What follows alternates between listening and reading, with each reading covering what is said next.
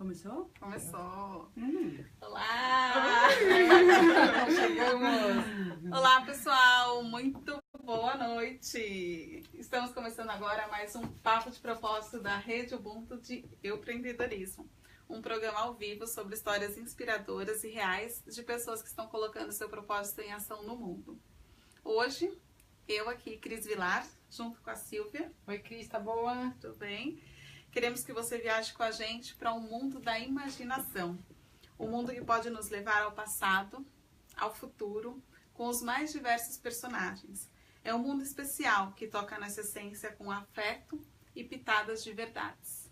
Boa noite, pessoal. Antes da gente apresentar a nossa convidada dessa noite, a gente vai fazer um pedido para todo mundo. Se acomode na cadeira, respire fundo e preste atenção, porque o papo desta noite começa com Era uma Vez. Vamos lá? Todo mundo pronto? Era uma vez. Era uma vez a verdade. Quando a verdade surgiu aqui nesse mundo, ela veio num corpo de mulher, completamente nua. E aí tinha algumas pessoas que ousavam se aproximar da verdade e outras que se afastavam dela. E nesse corpo de mulher, ela tinha seus desejos. E um desses desejos era conhecer o palácio de um grande sultão chamado Harun al-Rashid. Assim como ela estava completamente nua, ela foi até o palácio do sultão, bateu lá na porta. Quem atendeu foi o chefe da guarda. O chefe da guarda viu aquela mulher completamente nua, disse: "Oi, quem é você? O que você faz aqui?" E ela disse: "Eu sou a verdade e eu quero conhecer o palácio do sultão." E o chefe da guarda disse: "Só um momentinho, por favor." Foi falar com o grão-vizir. Disse: "Senhor, tem uma mulher aí, que ela está completamente nua e ela quer conhecer o nosso sultão." E o grão-vizir falou: "Como é o nome dela?" E disse: "Ela se chama Verdade." Disse: "O quê? A Verdade quer entrar no palácio? Não, senhor. O que seria de mim? O que seria de você? O que seria de todos nós se a Verdade é que entrasse? Diga a ela que volte pelos caminhos de Alá." O chefe da guarda disse isso a Verdade foi embora. Só que, como eu disse para vocês, ela estava num corpo de mulher. Então ela era também muito obstinada. O que ela fez? Ela foi num lugar que tinham várias peles de bichos recém-abatidos. E ela cobriu o corpo dela com essas peles.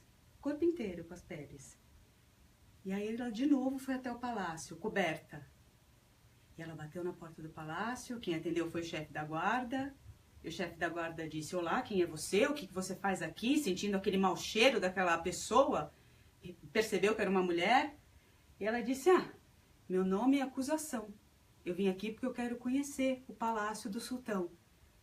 E o chefe da guarda disse: "Só um instantinho que eu preciso falar com o vizir." Foi lá falar com o vizir. Disse que era uma mulher com peles, parecia um beduíno do deserto. E disse que o nome dela era Acusação. Quando ele disse isso, o grão-vizir disse: "De jeito nenhum. O que vai ser de mim? O que vai ser de você se a Acusação aqui entrar? Diga a ela que volte, que nunca mais apareça." Ele disse isso, a Verdade, vestida de Acusação, que também foi embora. Só que a Verdade, além de ser obstinada, ela estava num corpo de mulher e ela era também caprichosa. Então, o que ela fez? Ela foi num lago, tomou um banho bem gostoso, passou um perfume de flores, vestiu uma roupa linda de seda, uns tecidos diáfanos, colocou joias, passou uma maquiagem, colocou um véu assim bem suave no rosto. E assim, com uma flor no cabelo, ela caminhou até o palácio do sultão. Chegando lá, quando o chefe da guarda viu aquela mulher, disse: "Oi, tudo bem? Quem é você?" E ela disse: "Meu nome é Fábula." Ele disse: "Uau, fabulosa. Espera só um pouquinho, você quer entrar?" Ela disse: Quero conhecer o palácio." "Não haverá problema algum, mas aguarde um pouco." Foi lá falar com o vizir, disse: "Senhor, tem uma mulher lá fora que quer conhecer o palácio do sultão." E ele disse: "Meu Deus, mas todas as mulheres hoje resolveram conhecer o palácio do sultão." "Mas calma, que essa é maravilhosa." "Ah, é? E como é o nome dela?" "O nome dela é Fábula." "A Fábula quer conhecer o palácio? Diga a ela que entre. Abram portas e janelas para a Fábula entrar, que aqui nesse palácio ela será tratada como uma verdadeira rainha. E foi assim, vestida de Fábula, que a Verdade conseguiu entrar no palácio do sultão. Lá dentro do palácio ela comeu, bebeu, contou histórias, se divertiu, dançou. E quando ela já estava cansada, ela falou, vou embora. E as pessoas disseram, Fábula, não demore de voltar. Toda vez que você quiser, pode entrar aqui no palácio. E eu gosto de contar essa história porque quando a gente fala de palácio nos contos da tradição oral, é como se essa, que é a fábula, que a Verdade vestida de Fábula, conseguisse entrar no território sagrado, no coração. Então, eu acho que a gente percebe e sente que só mesmo uma verdade nua e crua, vestida de fábula, que consegue entrar nesse território sagrado, na essência, no coração das pessoas. Por isso escolhi para contar para vocês. Ai, adorei. Gostaram? Então hoje a noite aqui promete ser repleta de histórias. Então a nossa convidada aqui é a Cris Seschi. Como fala? Olha, já falei. Já falou, o italiano do grupo falou que é Cris Seschi. Seschi, eu já errei. A gente tinha treinado antes. Ela é artista do corpo e da palavra. É performer, contadora de histórias e também educadora. E nesse lindo trabalho, a Cris segue seu propósito de fazer emergir o novo através de histórias comprometidas com o desenvolvimento humano. Então, muito boa noite, Cris. Boa noite, querida. É muito bom ter você aqui. Muito bom ter você aqui. Nossa, que ótimo estar com vocês, meninas. Obrigada mesmo. E a gente sabe que o que mais encanta aí a Cris são as narrativas da tradição oral. Um conhecimento que é ancestral, que vem de muito, muito tempo. E a Cris, ela se apresenta em escolas, universidades, teatro, empresas, bibliotecas, abrigos, hospitais, há muito tempo. Que a gente tem aqui registrado desde 2004. Emocionando toda a gente de todas as idades. Como nós aqui, que já ficamos emocionados aí com essa primeira história. Seja muito bem-vinda, Cris. Obrigada, amor. Obrigada. Então, além de contar histórias hoje, a Cris vai nos ajudar a responder ou a trocar ideias sobre uma pergunta. As histórias podem mudar o mundo? Ou as histórias mudam o mundo? Então, a gente vai conversar um pouco hoje, mas a gente quer muito que todo mundo que está nos assistindo também participe e colabore nessa troca de ideias. Então, mandem perguntas pelo YouTube, pelo Facebook, compartilhem o nosso programa nas suas redes para que a gente possa também ter mais gente assistindo e nos ajudem a ter uma noite, um papo bem mais gostoso nessa hora que a gente vai estar aqui. Já tem gente escrevendo, dizendo que adora as histórias da Cris. Foi a Luciana Fumagalli. Obrigada, Lu, por estar com a gente daqui a pouco. Obrigada, Lu.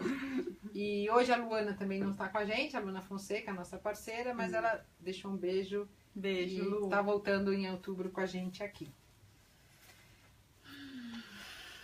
Começa então com isso, se as histórias podem mudar o mundo. Eu fiquei com essa história, com essa pergunta ressoando em mim, Silvia. É mesmo, Cris? Eu fiquei. Conta pra gente. Porque eu fiquei pensando assim, qual história e que tipo de mudança e que mundo é esse? É profundo, né? Em uma pergunta, você dividiu em 3. Tá. Porque veja, assim, as histórias, né, a gente tá falando, a Cris falou das histórias ancestrais, né, mas assim, o mundo tá cheio de narrativas, né? O tempo todo, né? O tempo todo. E essas narrativas, elas podem estar a serviço de muitas coisas, né? Então, eu acho que assim, as histórias, elas podem sim mudar o mundo, elas mudaram muita coisa em mim, já devem ter mudado aí algumas coisas em vocês, mas a gente tem que sempre perguntar a serviço do que estão essas histórias, sabe? Porque, por exemplo, quando lá no Terceiro Reich, lá na época do nazismo, as histórias, as fábulas, elas eram contadas e criadas a serviço de um poder, né, de um poder totalitário e a serviço de um controle, né? Então, assim, naquela época e de tempos para cá, eu conversando com uma contadora de história alemã, a Julia Klein, ela disse num livro, até publicado por um amigo, Juliano Tierno, que só começaram a contar histórias de novo lá na Alemanha depois da década de 80, porque as histórias estavam muito relacionadas a esse período de controle, do totalitarismo, de manipulação mesmo, sabe? Da massa, né? Porque então o poder de uma história, de engajar, de envolver, ele pode ser usado a serviço, enfim, de diversas fontes, né, de manipulação mesmo, né? Então elas podem mudar o mundo. Sim, né? Eu dei esse primeiro exemplo disso que eu fiquei sabendo dessa contadora alemã. E também tenho as histórias que simplesmente elas perpassam a nossa existência, mas elas não mudam nada. Elas são conservadoras de algo que já está aqui, né, Cris? Assim, que já está aqui entre nós e que elas são mantenedoras desse status quo, né? Agora, as histórias... aquelas boas histórias... eu posso falar de mim, né, primeiro, quanto elas me transformam, mas eu gostaria de afirmar e compartilhar com vocês que elas são um tesouro mesmo. Essas histórias que eu gosto de contar, elas são um tesouro, que elas vêm de tempos imemoriais, elas vão existir ainda por muito tempo, e elas são forjadas de um lugar que é dessa arte tradicional. E falo assim, mas o que é a arte da tradição, né? A arte tradicional parece que é uma coisa enrijecida, que... Eu acho, assim, eu venho pesquisando no meu trabalho, que é um lugar de contato com alguma coisa que é maior que a gente, sabe? Com alguma coisa que é grande, que invade a nossa vida e que ao invadir nos leva para esse lugar do essencial, do que nos é caro na vida, do que nos é mais valioso nesse momento da condição humana mesmo. Não é o que é mais... É o valioso de verdade. E as histórias, elas alinham exatamente nesse lugar, essas boas histórias. Sim, nós estamos num momento de busca, né? Humanidade, num certo sentido, de transformação muito grande, de quebra de paradigmas. Então, vem aí com um apoio, um suporte, uma ferramenta. Como é que... Elas entram aí para nos dar um pouco até de ternura, né? Ah, totalmente. Totalmente. Tem uma coisa de... Assim, né, se eu posso contar uma história aqui, e aí, assim, se ela vier desse lugar, né, desse lugar que a gente, que é o que tem até acho que é o Idris Shah, ele fala, num livro que fala, né, da tradição dos sufis, que essas histórias, elas são como uma fruta. Então, imagine um pêssego, né? O pêssego, ele tem um perfume, ele tem uma textura, você morde, você sente vontade de mordê-lo. E assim, as histórias, elas vêm desse lugar da aparente nutrição e que é nutritiva mesmo, e que você sente vontade né, da alma, exatamente. Nutrição da alma, nutrição da alma. E elas existem para você liberar a semente. Qual que é o intuito, assim, né, delas perpassarem? Você liberar essa semente germinar em outras pessoas, em outros lugares. Essas sementes trazem novos frutos. Desse lugar de conforto e amorosidade mesmo, sabe, Silvio? Não é um lugar alienado da gente, por mais que a pessoa possa passar a vida inteira sem olhar para esse lugar. A gente está vivendo num mundo que a gente pode sim passar uma vida inteira e olhar no espelho e não saber quem é essa pessoa que está ali do outro lado, sabe? Quem sou? O que eu vim fazer aqui nessa terra? Muita gente pode passar uma vida nesse sentido, né? Nesse sem sentido. E as histórias, elas te chamam, falam, escuta. Eu tô aqui te ouvindo, escuta. Mas eu tô lá, na verdade, na fábula, na porta do Palácio do Sultão aqui, tentando pensar um pouco mais nela, né? Certo. Então... Eu nunca tinha tido essa perspectiva tão profunda de como a importância, de como as histórias podem conectar com isso, com o essencial, com o que está lá dentro. Muito bom. E para todo mundo, né? Para todos.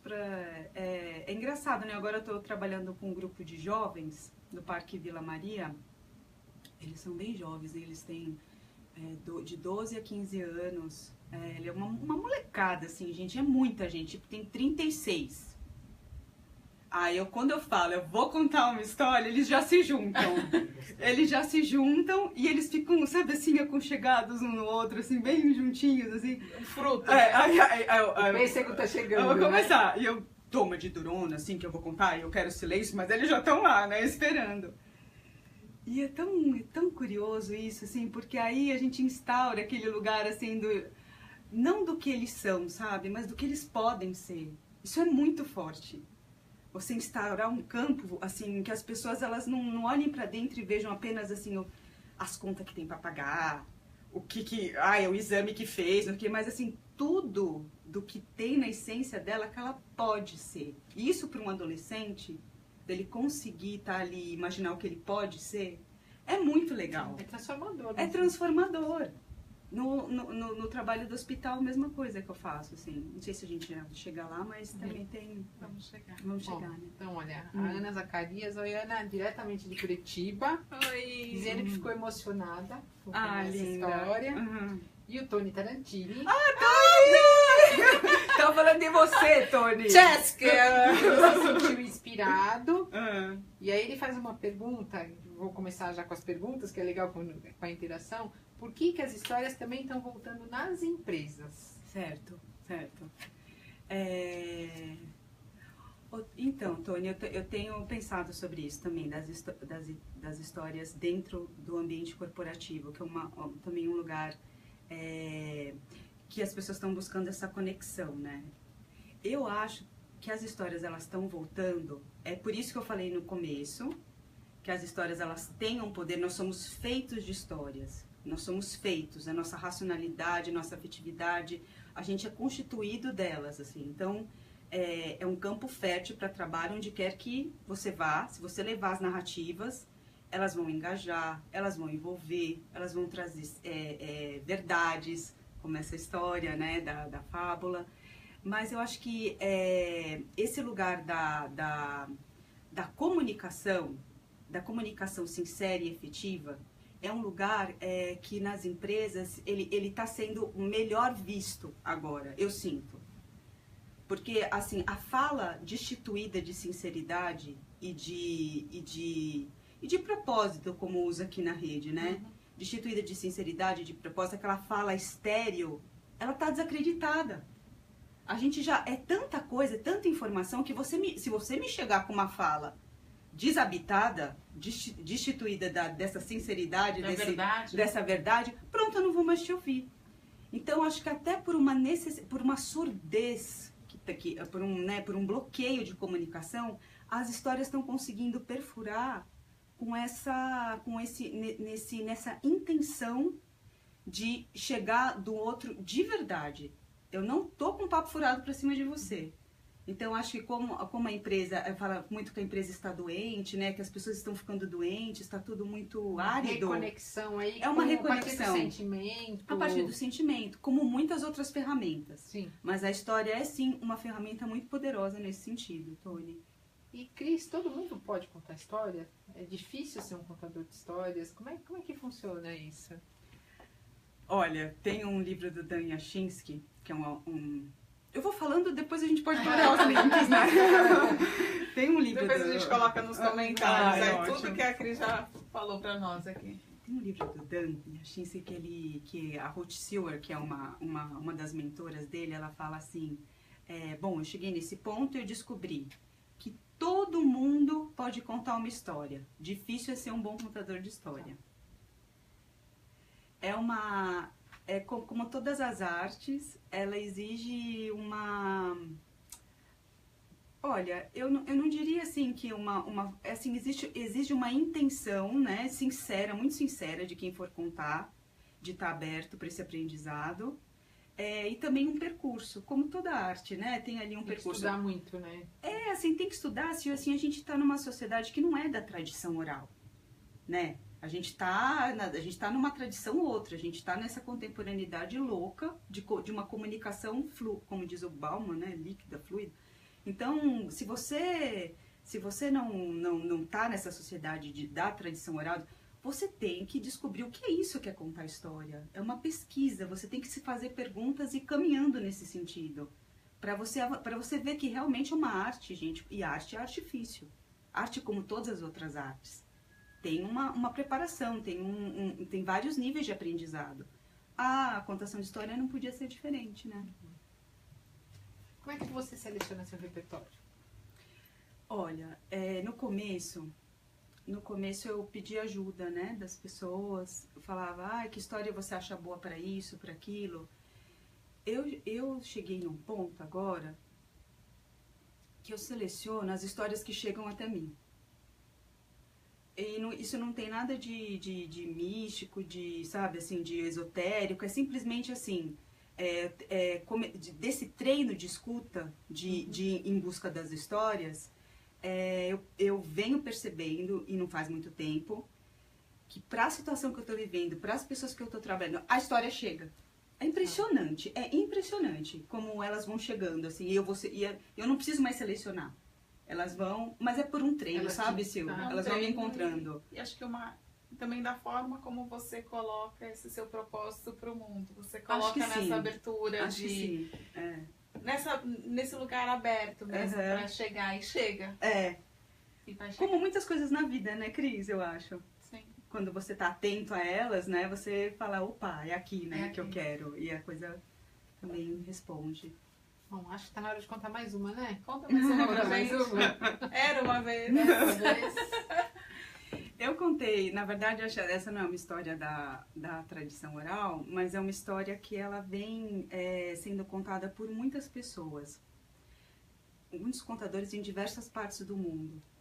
E tem a ver com essa pergunta inicial de vocês, que se as histórias podem mudar, né, o mundo.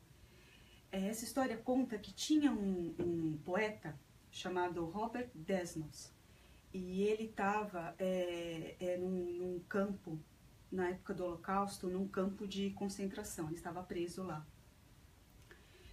E ele, enfim, nessa época da Alemanha nazista, ele sabia que ele estava fadado a morrer ali, e só estava esperando a hora da morte.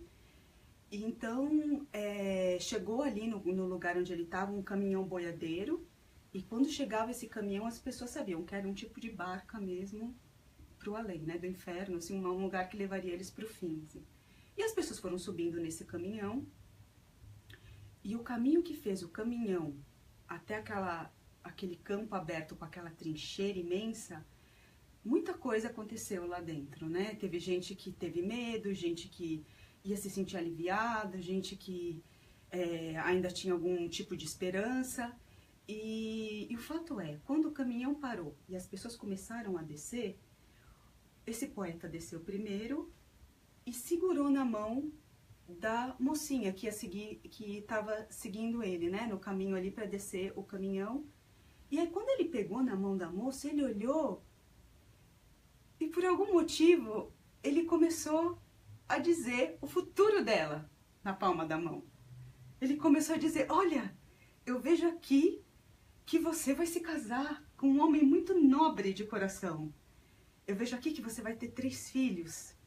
Olha, aqui eu vejo aquela viagem que você queria fazer, ela vai acontecer e não vai demorar muito. E quanto mais ele falava, mais a moça sorria e sorria e sorria. E as outras pessoas que perceberam o que estava acontecendo também deram a mão para ele. E a minha, e a minha. E aí ele ia dizendo que estava na palma das mãos das pessoas, ia falando. E de repente, aquelas pessoas que elas já estavam quase mortas, elas ficaram vivas. Elas estavam vivas ali, junto com ele. E ele falando para cada um futuro desejável, um futuro iluminado para todas elas. E aí, quando ele parou de contar e ele olhou para os soldados, eles estavam com lágrimas nos olhos. E aí conta essa história que naquele dia ninguém morreu. Poder. Que lindo. É bonito, né? É lindo, E imaginar que você Tocou, inclusive, os soldados, né? e que você reconfigura um ambiente, né? Se você reconfigura, você tem uma coisa inusitada da sua presença ali. Isso, né? Até você trata da sua presença e do que está acontecendo, você encara, você recebe isso, mas você movimenta e consegue fazer que um outro tipo de qualidade de experiência aconteça por conta das histórias. Existe um ditado que eu ouvi recentemente, que até o Edu comentou num dos cafés aí, que era que é do coaching ontológico também, que eles citam que a linguagem cria a realidade. Totalmente. Então, Totalmente. você vê como essa história contada, que ali que ele narrou, que ele viu, ela criou uma realidade que não era aquela, mas que ela pôde mudar. Ela pode mudar. É muito lindo isso. Ela pode mudar. Então, esse é o poder, né, que a gente está falando. Elas mudam o mundo, né? Ah, eu acho que sim. Elas mudam. Elas mudam. Elas Eu já não tenho mais dúvida que elas mudam o mundo.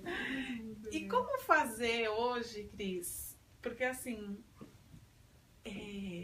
cada vez menos, muito em relação, a gente está muito conectado o tempo todo com o celular, com o tablet, as crianças cada vez mais.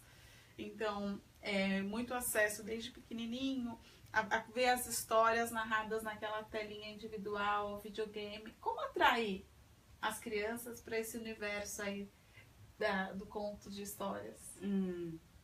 As pessoas perguntam isso bastante mesmo, assim, como essa geração aí dos... Como chamam?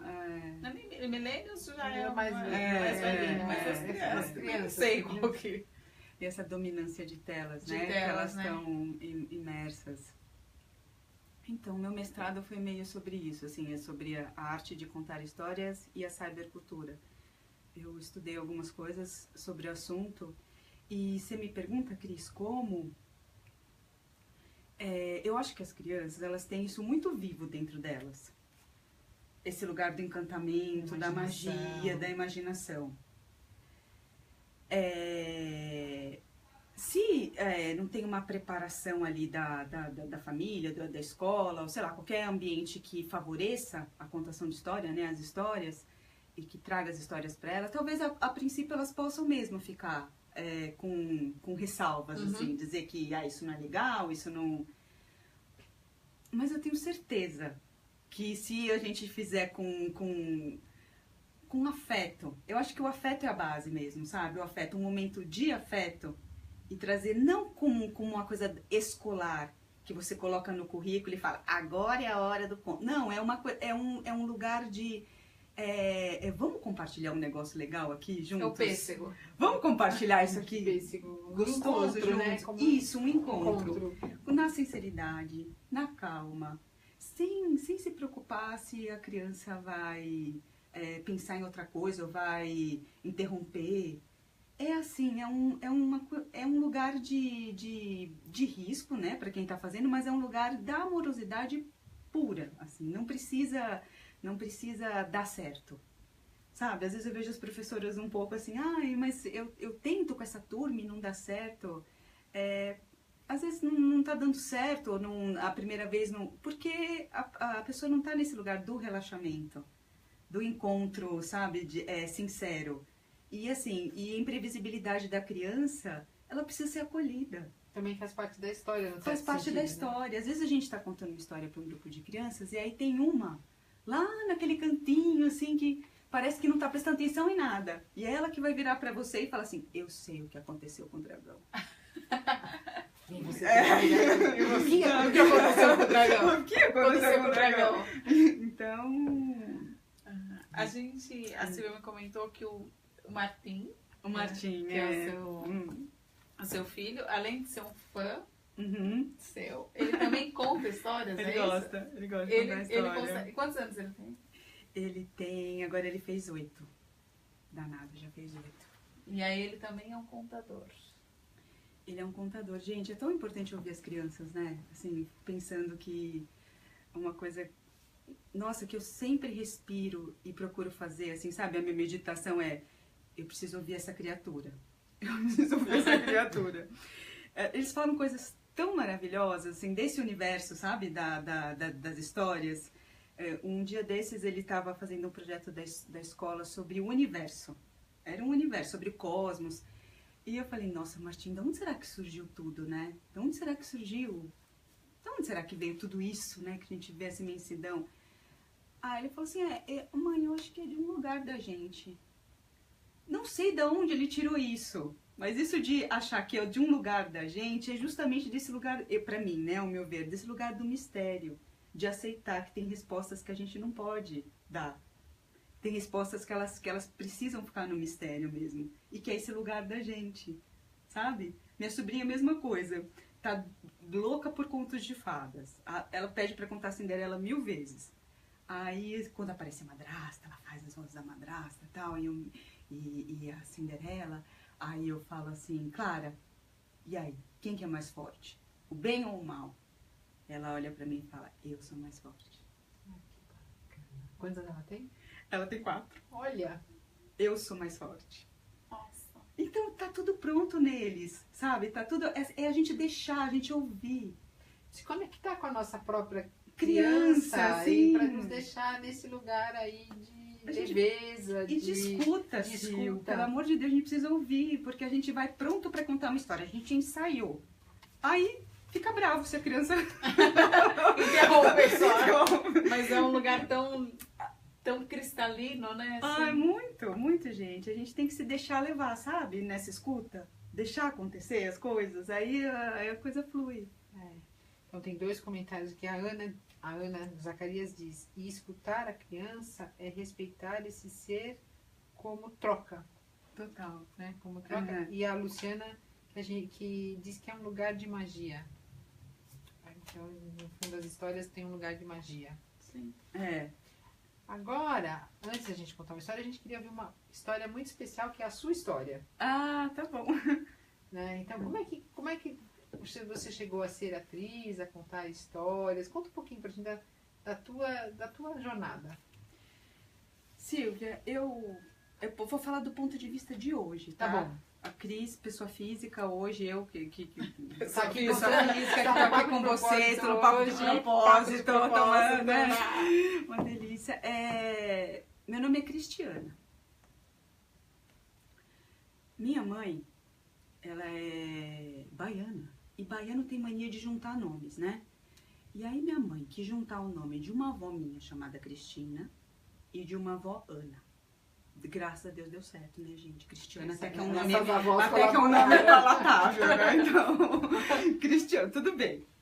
Só que assim, hoje quando me perguntam assim, por que de onde eu vim, né, como que é a minha trajetória, começa com essas 2 senhoras. A minha avó Cristina era uma contadora de histórias maravilhosa. Ela gostava de contar histórias religiosas e eróticas. Imagina a figura. Dependendo de quem estava ouvindo ela, ou lá vinha uma história da palavra, não sei o que, religiosa, ou já vinha logo um conto sexual. Então você imagina. Ela era baiana também? Não, essa é São Carlense. Essa é São Carlense. Ela é minha avó Cristina. A minha avó Ana, ela era enfermeira. Hoje eu tô sentindo, né, assim, muito a presença das 2. Porque eu sou uma contadora de histórias que estou bastante inserida e bastante interessada na área da saúde.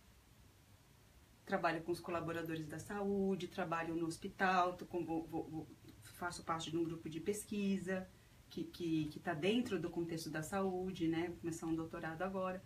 Então, o jeito que começou, chegou agora numa certa lógica para mim, sabe? Mas assim, antes disso tudo, né, de eu chegar aqui, teve esses passos formadores do que eu sou, né, que é a atriz, cientista social. Mas tudo isso foi meio assim, sem querer, sabe? Assim, eu não tinha eu não sabia. A gente nunca sabe onde vai chegar, né?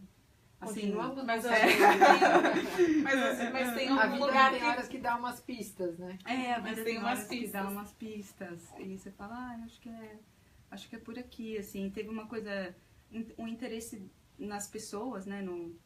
E uma coisa sobre o teatro, né? Que eu me formei atriz, mas não segui muito a carreira de atriz. é que realmente, assim, isso de você estar em contato, mas não em contato com uma escuta, de como quando você conta história, quando você faz alguma coisa de palhaço, que eu também sou palhaça, me dava um certo desânimo, sabe? De estar... E aí, de repente, quando eu encontrei... Você interage mais agora? Ah, muito mais, muito mais. Eu sinto que interajo muito mais e fico mais viva. Acho que isso é um indicador, né? O quanto de vigor você... Aquilo né? te recarrega ou te... Nossa, gente, isso é um super termômetro, né? Quanto você tá no Ou te caminho deixa certo total. ou não. E aí você comentou algumas coisas assim, você falou de mestrado, você falou de teatro, então o que você já estudou? Você é muito estudiosa? Adoro estudar. Ai, adoro, eu não posso parar. Quando eu estudo, acende uma chama, assim, um negócio muito, muito importante pra mim, assim, que só o estudo me traz. E o doutorado agora vai ser em que área? Então, na área da saúde, né, nesse núcleo de humanidades, narrativas e humanização em saúde, que tem ali como nome principal, né, e o meu orientador, que é o Dante Galian. E basicamente, assim, sobre esse trabalho que eu venho fazendo pela Associação Arte Despertar, que é trabalhar no hospital nessa zona de risco, assim. Então, eu trabalho lá, por exemplo, agora eu estou trabalhando no INCOR. Uhum. E a gente está trabalhando muito com os transplantados, né? E é impressionante, assim, como esses dois campos, assim, que tem o coração, que é a bomba biomecânica, né? Que é essa visão da bomba biomecânica do órgão, e o coração símbolo. A história, quando ela é contada para essas pessoas que fazem transplante e para as pessoas que estão ali com uma questão bem com o coração, né? O receber um coração, tirar um coração, ela vem fazendo a mediação, sabe? Desses campos. Dessa bomba biomecânica ao símbolo coração, que é esse território sagrado nosso, a história vem fazendo a remediação. No sentido do remédio. Mesmo, né? Da ponta que está solta, a história vai lá e enlaça e fala, olha, calma que tá tudo bem aqui. Então, isso para mim tem sido um privilégio trabalhar nisso, sabe? Isso, que o coração é um símbolo muito forte. Imagine você ganhar o coração de uma pessoa. Que não é um coração que chega para você, mais, né? Chega para você. Muitas pessoas falam assim, doutor, você vai abrir, se você vir que tem outra mulher ali, você fecha, viu? Você não põe não. Olha. Ou então a pessoa recebe um coração e aí fala assim, mas escuta, será que ele ainda vai me amar com esse coração? E quantas vezes a gente contou a história, a pessoa estava com o coração, né, que tinha acabado de transplantar, e falou assim, nossa, como que é chorar com esse coração? Como que é chorar com esse coração aqui que eu recebi, né? E a pessoa começa a ter sonhos diferentes, hábitos diferentes. É um lugar que a medicina não dá conta. A medicina cartesiana, né? Assim, lógico, tem médicos e médicos, né? Colocou o coração, não deu rejeição, tá funcionando, beleza, né? Tá ótimo. É só tirar e tá tudo bem. É a bomba biomecânica. Tá lá, funcionou. Mas como você explica, por exemplo, que corações de pessoas suicidas têm mais rejeição? Por parte de quem? Como você explica isso pela medicina? Como você, sabe? É uma informação. É uma informação. Olha. É muito profundo, não? É profundo e também é assim, é uma coisa que a gente precisa olhar, sabe? Se a gente na saúde precisa olhar com um olhar mais integrador e não tem coisa assim, né? A história ela é um campo de integridade. Quando a gente leva isso para o hospital, nossa, floresce. Tem a conexão com família, né? Deve ter muitas boas histórias nesse contar histórias. Muitas. E tem histórias bem difíceis também, né? Bem complicadas. A área da saúde, ela tem isso, né? Ninguém vai te aplaudir, sabe, Cris? Ninguém vai chegar lá, a gente vai contar uma história. A gente tá lá e realmente é como se a gente não existisse. Assim, o que existe é a experiência. Então é um ótimo treino para o contador de história, porque a gente conta história para pessoas que estão em coma.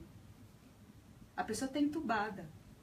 Você tem que ter muito firme a intenção do que você está fazendo lá, porque não tem uma gratificação, sabe, assim, isso que as pessoas, que o artista, né, assim, uma gratificação. Não tem um aplauso É muito no diferente, final. por exemplo, do que você faz na rua com o coletivo As Roots, Roots, né? Que acho que deve ser uma outra forma de intervenção e que a interação, as pessoas estão o tempo todo ali reagindo, né? As pessoas estão reagindo, mas também, né, a gente procura se livrar desse senso comum e entrar nesse lugar de total comunhão, assim, de total, uma intimidade instantânea, que leva a pessoa para outros lugares. As Roots? Vocês têm um dia que vocês combinam e... Então, as Roots, ela tá muito assim, a gente começou com uma pesquisa, né, eu e a Beatriz, com uma vontade de entender o que acontece em determinados territórios da cidade, territórios diversos, assim, é entrar ali e propor algo fantástico. Então, por exemplo, lá em Londres, quando a gente foi fazer uma residência, a gente pegou uma daquelas cabines telefônicas e a gente chamou de cabine mágica. E aí a gente falava para a pessoa entrar e ali dentro tinha algumas instruções que a pessoa seguia e falava assim, bom, se você pudesse sair dessa cabine transformado por outra coisa, em que você se transformaria? Um ser da natureza, uma outra pessoa, e a pessoa olhava para a câmera e dava o depoimento dela, sobre como que ela ia sair daquela cabine, em que ela se transformaria. Isso diz muito do lugar. Os sonhos das pessoas de transformação diziam muito sobre aquele lugar que a gente estava. Era um sonho sempre de liberdade, sabe? Ali em Londres, em Brighton, onde a gente ficou, tinha uma característica bem interessante de muitas pessoas quererem ser seres alados. Pessoas, sabe? Tudo que tivesse asa, tudo que tivesse... Eu acho muito como pesquisa, né, muito fértil você chegar num lugar e descobrir esse tipo de coisa, né, que vai além da fachada aparente, assim. Eu acho que tá na hora de ouvir mais uma história, não tá? Então eu vou fazer um pedido. A Silvia tem um pedido eu queria ver uma especial. história do Nasrudin, que eu adoro ouvir você com Nasru. O Nasrudin, gente. Será que o povo conhece o Nasrudin? Vamos apresentar o Nasrudin primeiro. Então, o Nasrudin, não sei se o pessoal conhece o Pedro Malas Artes. Sabe Pedro Malas Artes? O Nasrudin é tipo o Pedro Malas Artes ali da região do petróleo. Ali daqueles lugares lá das pessoas com uma barbona, né, com turbante. Olha, algumas pessoas falam que ele existiu de fato. E outras dizem que não, que ele é só mesmo um tipo de saber. Porque o Nasrudin, ele é aquele... Para mim ele é um arquétipo, mas ele é um tipo de personagem, né? Que parece bobo, mas sempre tem uma verdade, um conhecimento integrado para passar para as pessoas. E para mim o Nasrudin, ele é muito importante porque ele me faz pensar diferente, assim. Ele destrava algumas coisas em mim. Então tem uma coisa da moral, dos costumes, que a gente cresce junto com eles, assim, que o Nasrudin vai lá e passa uma rasteira. Né? Eu adoro. Recentemente a gente teve numa condição de história, foi acho que 1h30, 2, só de histórias, eram 3 contadores contando. E assim, você fala assim, nossa, é tanta história que você fala, meu, dá vontade de ficar lendo, eu conversando, porque elas realmente são muito gostosas. Então, com vocês, Nasrudin, pra nós. Então, diz que o Nasrudin, ele foi lá para um vilarejo, todo mundo estava esperando muito ele, porque sabiam que ele tinha uma palestra muito boa, que ia passar um conhecimento importantíssimo para aquelas pessoas, né? Então, ele já ia chegando, as pessoas se aprontaram na praça, colocaram para ele um púlpito, aí ele foi chegando perto do púlpito, olhou assim para as pessoas, disse, boa noite, todo mundo em uníssono, boa noite, Nasrudin!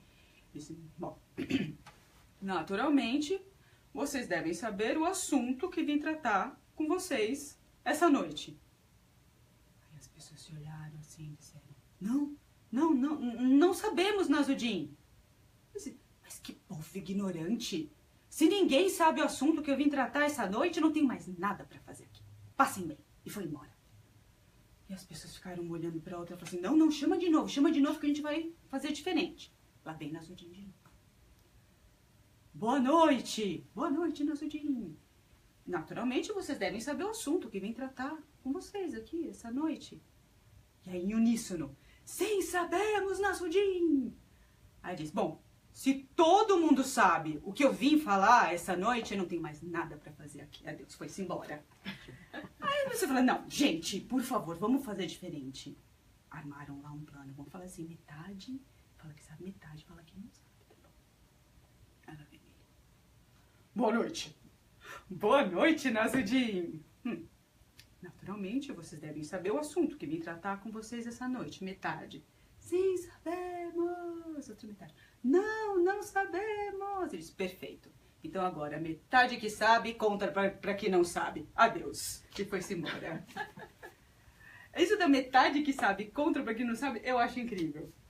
Porque é justamente o que a gente faz com o conhecimento. Aí tá a sabedoria de Nasudin, né? Porque a gente faz isso, se a gente pega um lado nosso que acha que não sabe.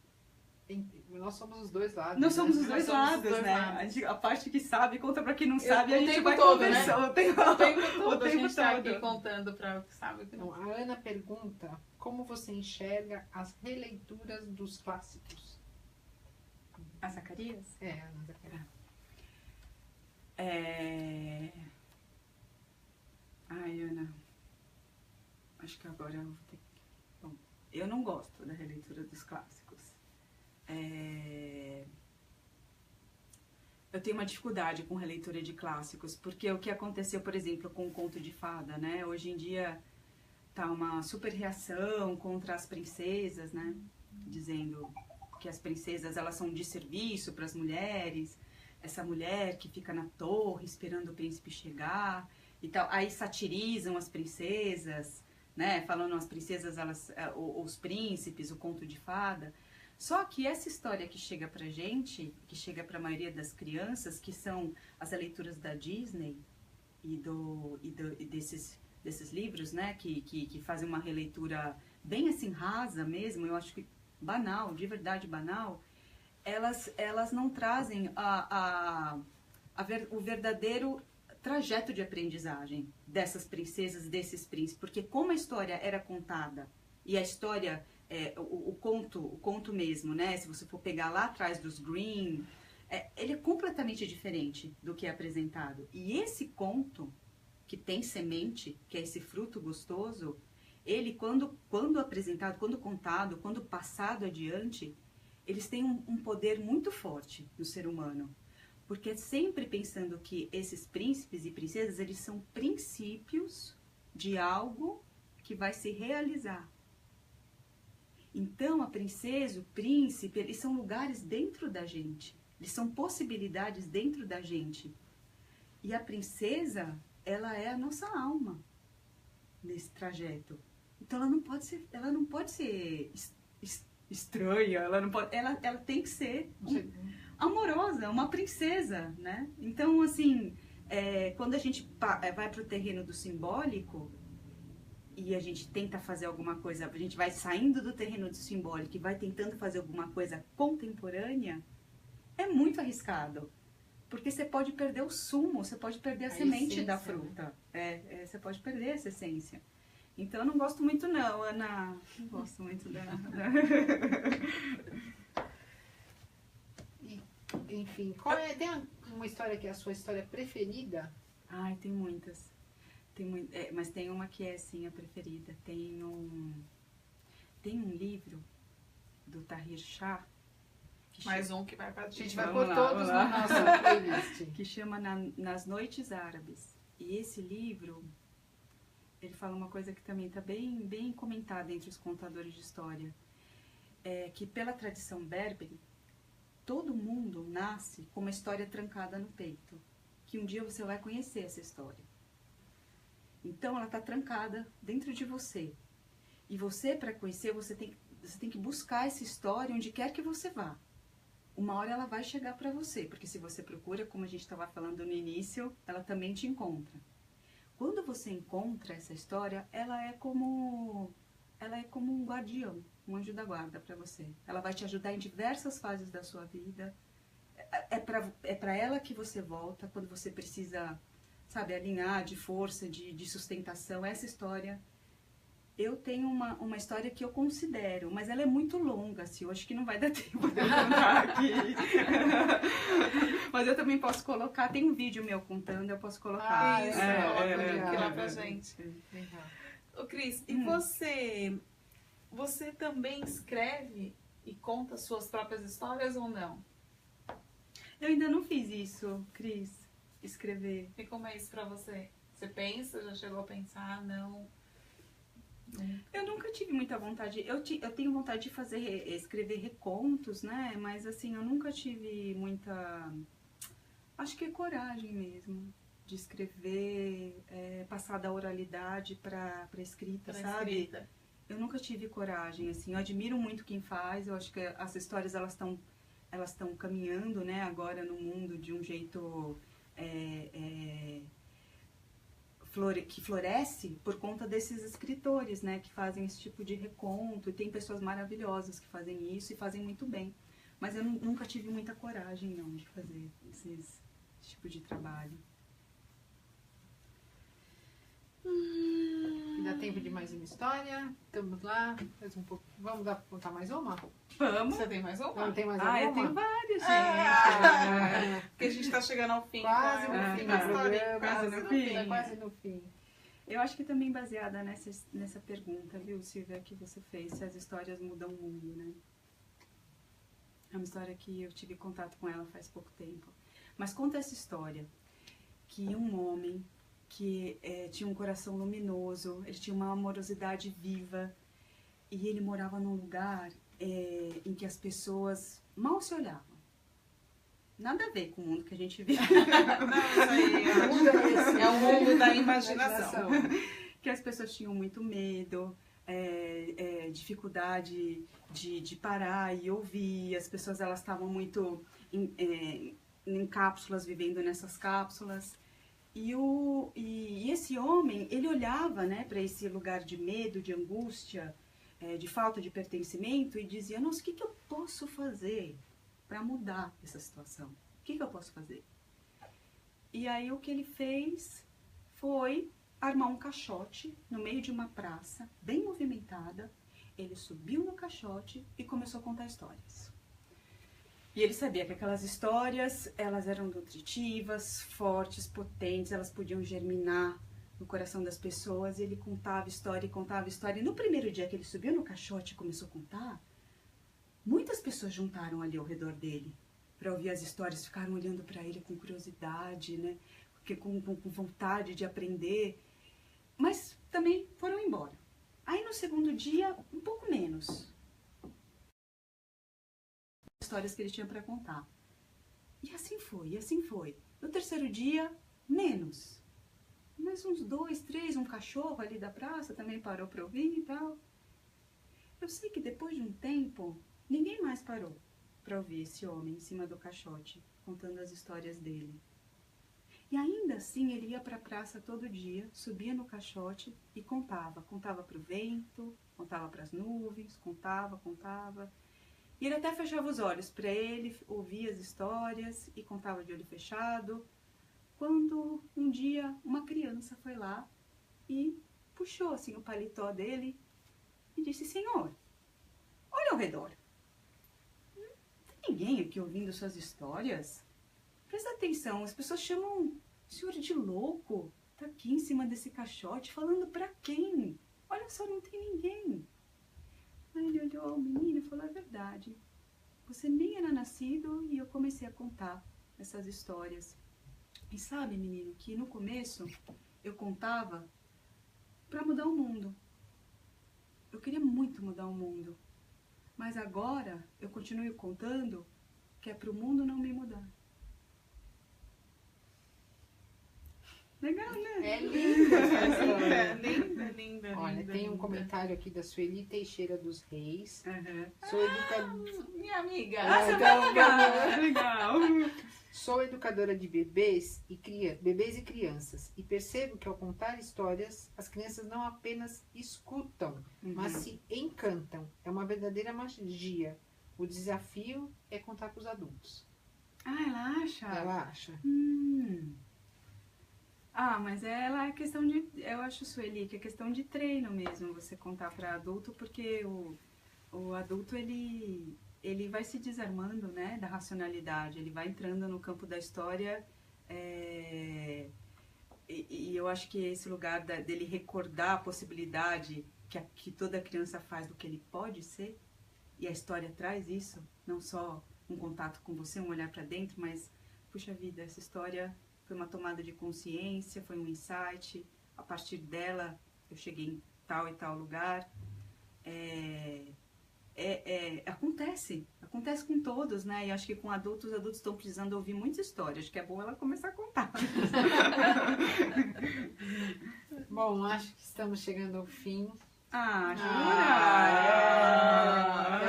gente também fica sofre nessa hora, né, Cris? Mas enfim, Cris, em nome da equipe, muito obrigada. Obrigada. Foi uma gente. Conversa muito legal, muito gostosa.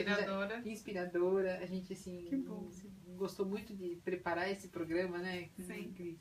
Obrigada a todo mundo que está ouvindo. Obrigada a Paty Vilela, que está aqui nos ajudando. A Paty veio conhecer o nosso estúdio hoje. Ela é da Asas Vídeo, uma produtora, para ver se nos ajuda a dar dicas aí pro papo ficar ainda melhor para quem está nos assistindo. Então foi muito legal. Cris, brigadão também. Obrigada, Cris. Obrigada, meninas. Você Vamos quer deixar contar a uma história, mensagem final aí para quem está nos acompanhando? Uma mensagem, acho que eu queria apenas...